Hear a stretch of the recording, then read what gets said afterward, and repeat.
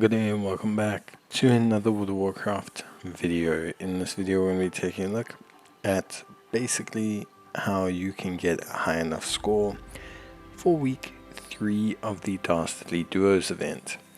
Now there's a couple additions in week 3, namely in the form of bosses. When getting ready for your run, make sure that you grab the hot dog from Warden the supplier. Make sure you also have the Deadly Duos achievement.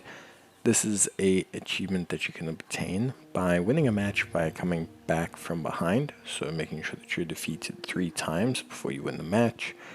Then obviously this will allow you to speak to Vinny, unlocking the Duo Darling achievement, which will help to improve your score if you do not die with your character. So it is quite crucial, this aspect, and I think it's something that a lot of players should grab. It helps you not a huge amount, but it does help to boost your score.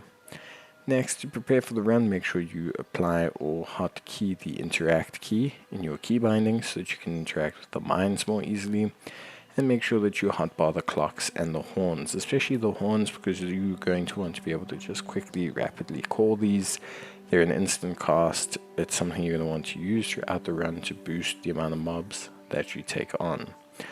Now, in terms of getting the win or getting a high enough score, make sure that you grab the hot dog and then make sure that you grab the amps.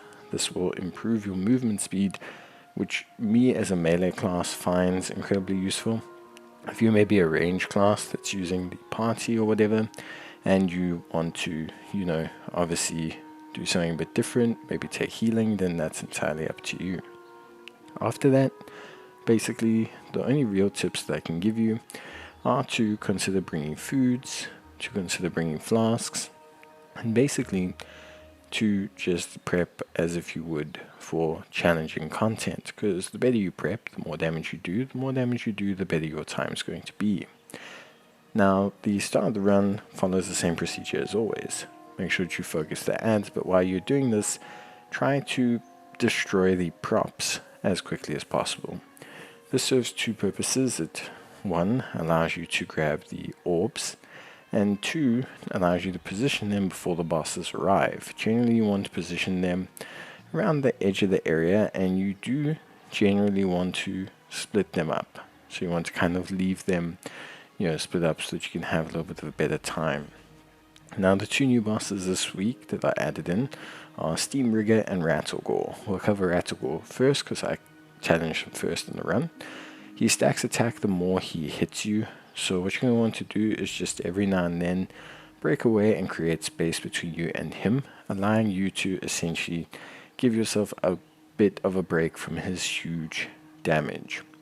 On top of that as well, just be wary, because he will apply a debuff to you that will make fighting too many bosses at once really difficult to handle. Next, consider using vehicles. These are a great way to de-aggro yourself, but also to remove your debuffs, because by de-aggroing yourself, you do have the ability to basically remove the, to remove the buffs, and also essentially just have a bit of a better time in terms of handling the bosses. In terms of horns, make sure that you're using them, but try to use them as you KO each major boss.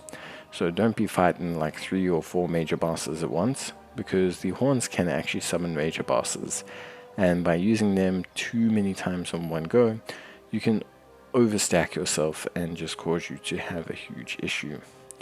Finally, remember your time management. Picking up gear, clocks on the floor is crucially important, as well as using your clocks. I usually will use my clocks, especially after using a vehicle, as this de-aggroes the mobs from me, and so I can find enough time to quickly use a clock whenever I get out of a vehicle, which helps a lot. And of course, make sure you're picking them up on the floor. Remember, the ones with sparks will spawn extra mobs. Finally, we have the Steam Rigger. He's nothing too crazy, probably one of the easier bosses, but just be wary of his shrinking ray because of the extra damage that it can cause you. And that is pretty much it. If you need any more assistance, let me know in the comments down below. But otherwise, that's going to be it from me. Remember that you can always practice runs. Make sure that you try not to die a lot. Make sure that you have stuns and silence for mobs packs. But basically mobility is going to be your friend here, especially against certain bosses that reduce healing or just stack way too many attacks on you. That's it from me. Hope you guys enjoyed the video. If you did, leave a like and I'll see you next time. Until then, take care and bye.